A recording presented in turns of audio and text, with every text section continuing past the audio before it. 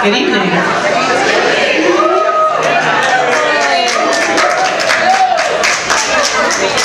Welcome to Living Local. I'm Mari Taylor. My guest tonight is Kim Johnson, local business owner, entrepreneur, and super demanding woman.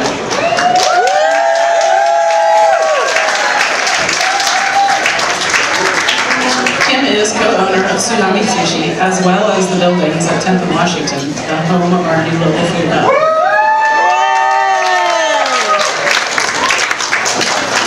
So tell me, Kim, you are a contractor with your own business, you are a partner in Tsunami Sushi, and a mother of two. In other words, busy. What inspired you to take on the purchase and restoration of these buildings? Right, well, thank you for that introduction. I appreciate that. I'll put this right in my right in your mouth. Yep. First of all, a disclaimer, I hate public speaking, so any details that you don't get out of this context, please come up to me later and I'll tell you in a less nervous kind of setting. So I've been actually looking at that ugly block building on 10th and Washington for about 8 years now because it is an eyesore and I live right around the corner from it, and I thought what a neat building that would be to transform into something really cool. And I've had probably a dozen different ideas of what to do with that building, and when they started developing the park, it was obvious, glaringly obvious to me that we need food and beverage and certainly ice cream right by that park.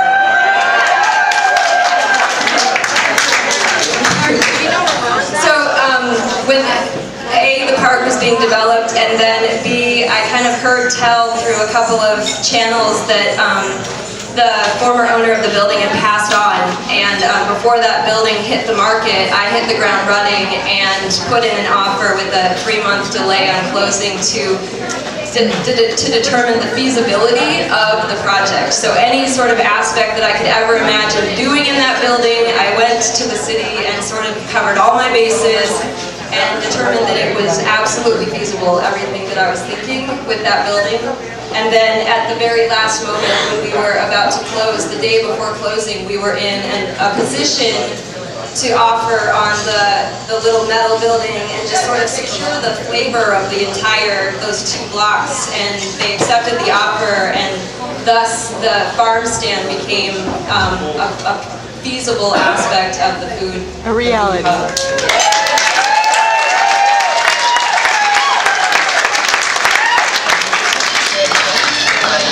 So Kim, you've been looking at these buildings, as you say, eyesores that you've been walking by for the past 8 years.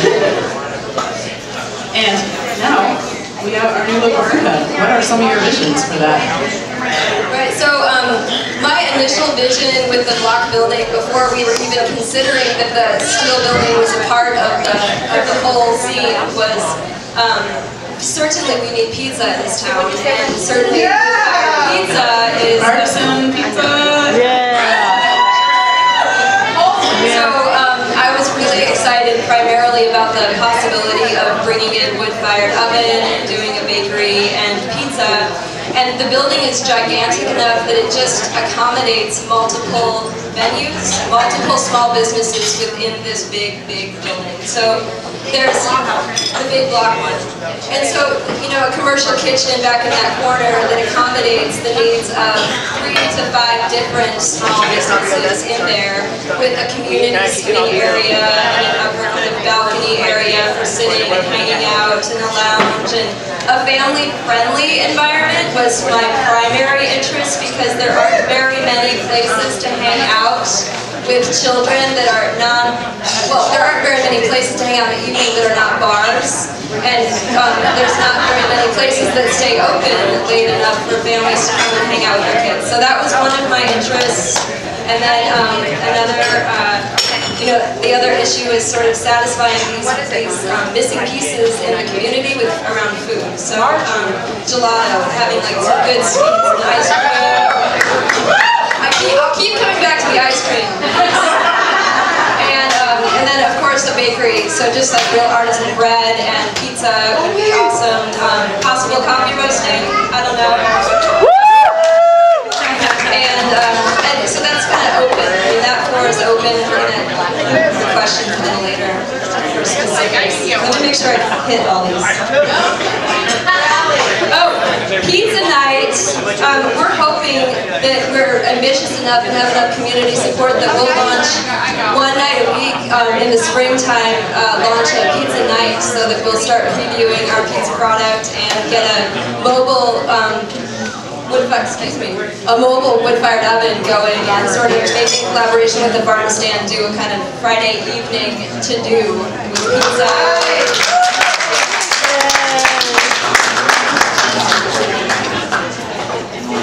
What's that, Murray? Trying to say? Kim, I thought I heard something about a possible venue for providing space for local meat. Local meat. High-quality meats, charcuterie products. So that would be an aspect of another business within there that maybe we could do some meat processing, minimal meat processing, and offer some local sausages and fancy meat products as well. That's just one of the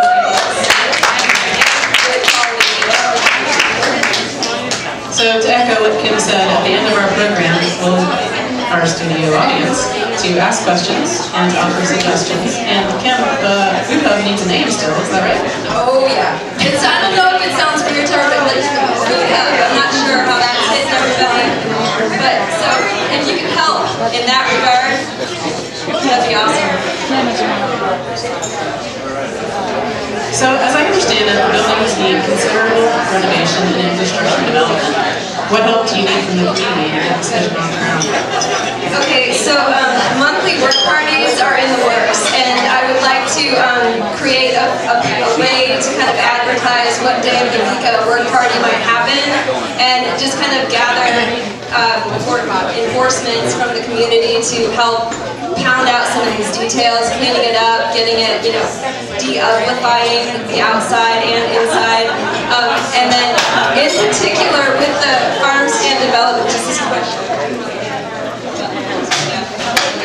so there's lots of ways that the community can plug in with energy and labor, and then of course outfitting a commercial kitchen. If anybody has buttloads of commercial kitchen equipment just laying around In your basement, in your attic, in your backyard, in your grandma's farm, we'll take it.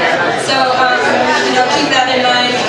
And then I think that we'll just have a wish list posted in some way that kind of calls for items to come this way.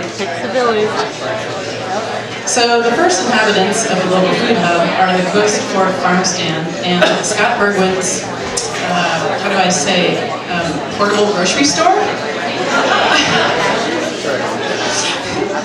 It has been suggested that Scott may have some difficulty resisting the urge to appear in parking lots across the city.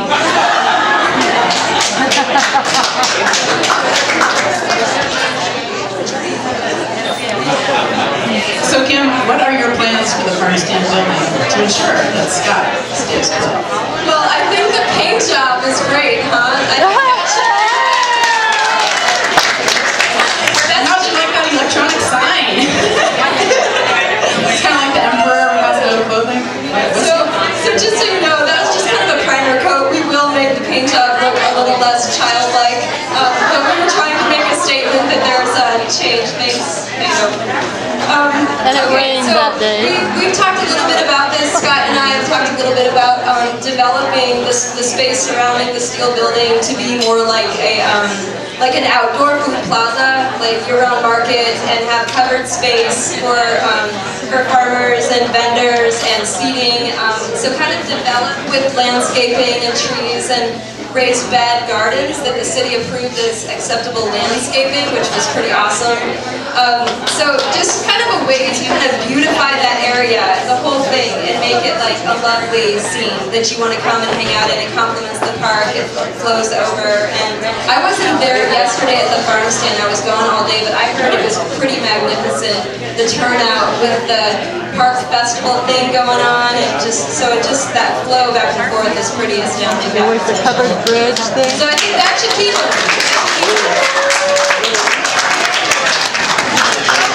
Oh, and it's possible with that pad that we have there, and I've talked to the city a little bit about this, but doing a couple of food carts there to like kind of complement it. So in the summertime, doing food cart, like 2 or 3 different food carts that could, maybe be seasonal, maybe be permanent, but maybe a food cart area. So, speaking of the city of Cottage Grove, you mentioned a couple of times there. How have your interactions been with the city? I can't believe how surprisingly smooth the interactions with the city of Cottage Grove have been for this project.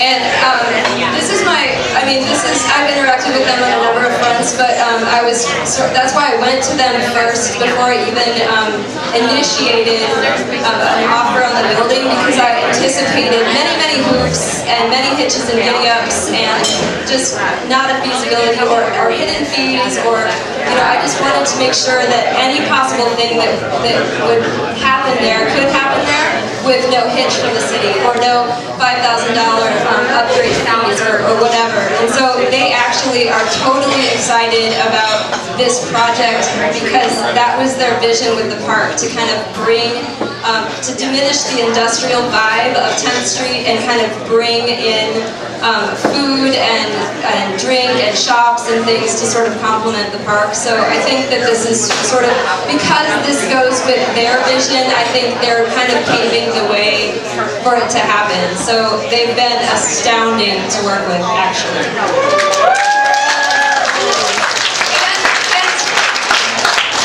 And technically, Scott, I think, there's all sorts of city ordinance and code that he's violating. I'm sorry, I misheard you. You didn't say that, did you?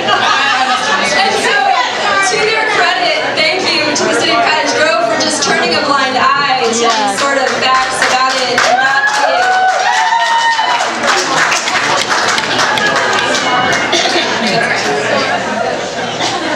So I assume you have a chart done for the building? Well, actually, we're not really required to submit a wiring diagram. Excuse me, I meant the buildings chart. Oh, right, the parking issues. So, because we're outside of the downtown area. Kim, I'm sorry. No, I meant the astrological chart. Oh, right. We signed papers at 4:30 on September 12th, so I've been informed that the food hub was born in Virgo, with Capricorn rising, and Moon in Sagittarius.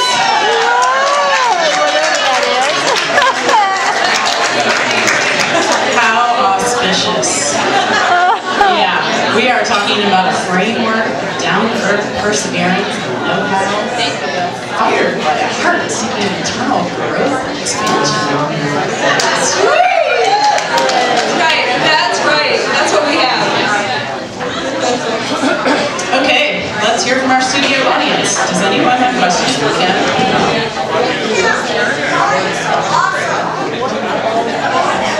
Excuse me. You are.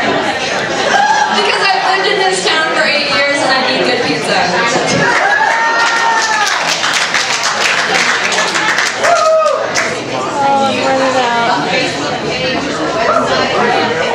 Excuse me, I skipped a very important detail, which is that Kim, this project takes single-handedly. Do you have any partners in this endeavor? Well, do I ever? I need to call attention to the blessed angels that actually made this dream a reality and a possibility. And Tom and Lila Kreger are the reason why.